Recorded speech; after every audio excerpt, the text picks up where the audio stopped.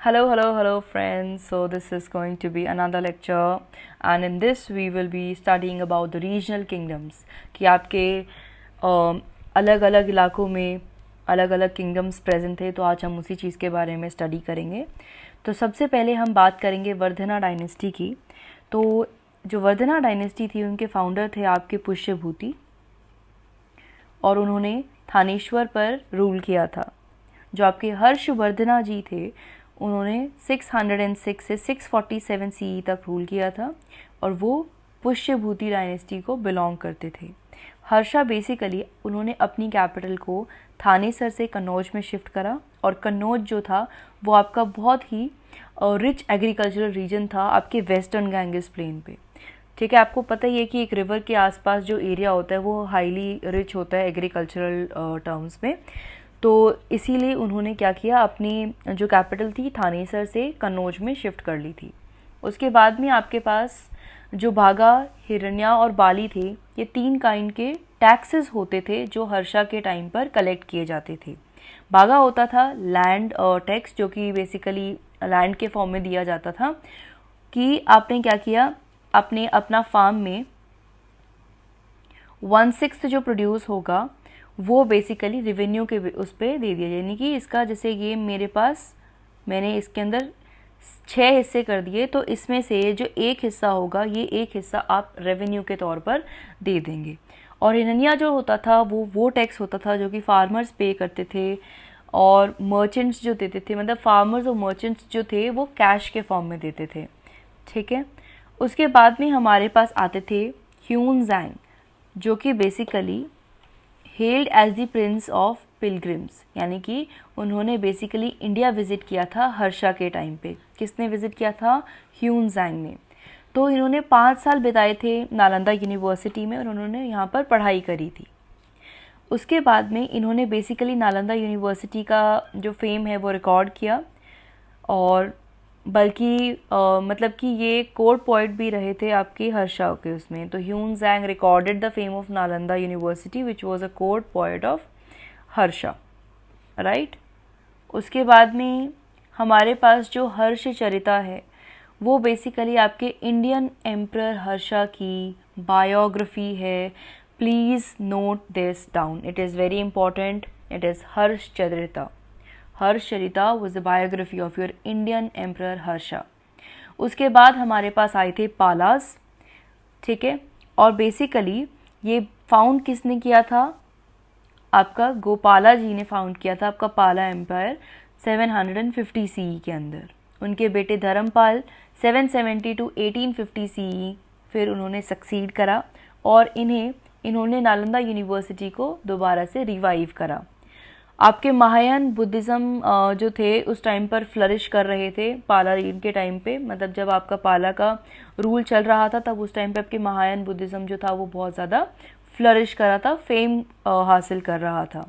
इन्होंने basically Vikramshila university भी find out करी थी। और पैट्रोनेज का मीनिंग, सी हियर मैं आप लोगों को बताना चाहूँगी कि लास्ट वीडियो में जहाँ पर पैट्रोनाइज्ड वर्ड था, by mistake it was said कि वहाँ पर वो सपोर्टिव नहीं था, बट नहीं, पैट्रोनेज या पैट्रोनाइज जो होता है वो एक तरह से इन अ वे सपोर्ट ही होता है किसी चीज़ को आगे फर्दर बिल्डअप करने के लिए। तो ये जो पालास का पैट्रोनेज था, इसने विक्रमशिला और नालंदा यूनिवर्सिटीज़ को एक मतलब वे दी थी जहाँ पर आपका बुद्धिस्ट, जैन और संस्कृत लिटरेचर्स जो हैं उनकी प्रोग्रेस हो सके।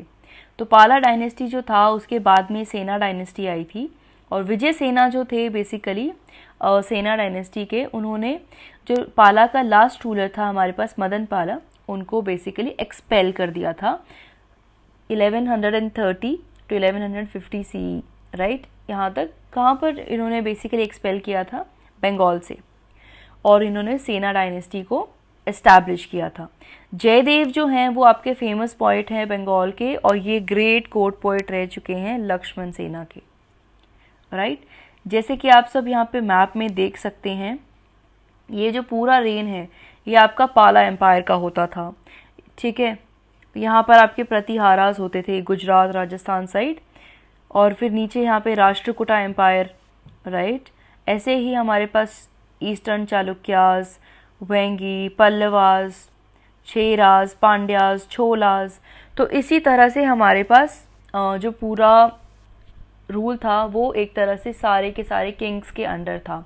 तो किंग से रिलेटेड है, हम कौन सी हिस्ट्री पढ़ रहे हैं? ऑब्वियसली इट्स मेडिवल हिस्ट्री, जिसमें हम सभी डायनेस्टीज एंड किंग्स के बारे में पढ़ते हैं।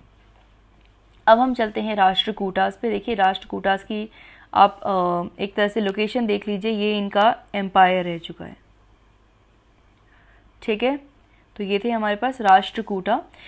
तो यहाँ पर जो सबसे ग्रेटेस्ट लीडर थे इस डायनेस्टी के वो थे दांती दुर्गा, जिन्होंने आपकी जो कैपिटल थी उसको फिक्स कर दिया था एट गुलबर्गा। और ये शिवजी जी और विष्णु जी की पूजा करते थे, ठीक है। और मतलब इनकी पूजा करना बहुत ही फेमस था राष्ट्रकूटास के टाइम पर। और जो famous rock cut Shiva temple आप एलोरा में देखते हैं वो कृष्णवन ने बनवाया था, यानी कि राष्ट्रकूटास में ही कोई रूलर थे कृष्णवन नाम के, जिन्होंने एलोरा में रॉक कट शिवा टेम्पल, जो कि बहुत फेमस है, आप लोग गए भी होंगे। तो 756 से 775 CE तक का उनका रेन रहा था।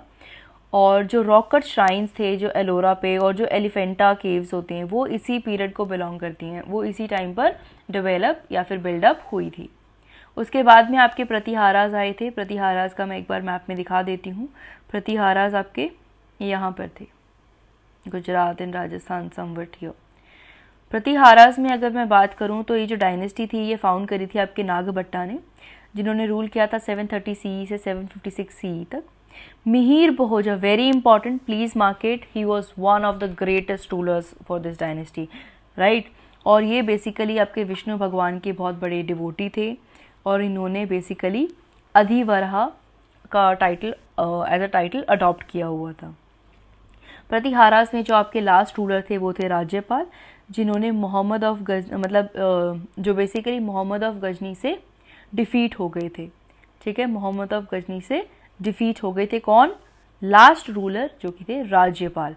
तो आप यहाँ से देख सकते हैं मोहम्मद ऑफ या फिर महमूद ऑफ गजनी जब आ गए, इसका मतलब मुगल पीरियड स्टार्ट हो जाएगा इसके बाद, राइट। क्योंकि हमें पता है कि हमारे पास ये जो डायनेस्टीज़ थी इनके बाद हमें बेसिकली लाइक इसमें अभी थोड़े से बाद में बताऊंगी मैं, बट अभी फॉर द टाइम बीइंग आपको पता होना चाहिए कि महमूद ऑफ गजनी आ गया। इसका मतलब कि यहाँ से थोड़े से देर बाद ही हमारा मुग़ल वाला जो एरा है या पीरियड है वो स्टार्ट हो जाएगा। मैं यहाँ पे आपको एम्पायर भी दिखा देती हूँ एक बार, ये भी इंटरेस्टिंग है। जैसे आप लोग देख सकते हैं यहाँ पर, let me choose any other colour which is not there in this map. ये हमारे पास मेडिवल इंडिया के एम्पायर्स हैं। वन मस्ट बी नोइंग कि सबसे पहले ये पाला एम्पायर जो है, राइट। कौन सा एम्पायर? पाला एम्पायर। तो पाला एम्पायर कुछ यहाँ पर था आपका। फिर राष्ट्रकूटास जो थे, जैसे मैंने आप लोगों को अभी डायग्राम में भी दिखाया था, तो राष्ट्रकूटास का जो एरिया था वो इधर था basically, and Pratiharas were this side on the map, right. So these were the empires of the medieval India, at least before coming before the arrival of your Mughal emperors, right? तो इसके बाद में हम next उसमें dynasties cover करेंगे Sangam age की, and we will be talking about your पूरा Sangam period, जहाँ पे हम चेरास, छोलास, पांड्यास इन सब के बारे में बात करेंगे, और फिर हम फॉरेन इन्वेजन्स के बारे में बात करेंगे। Thank you so much for being here, have a great day.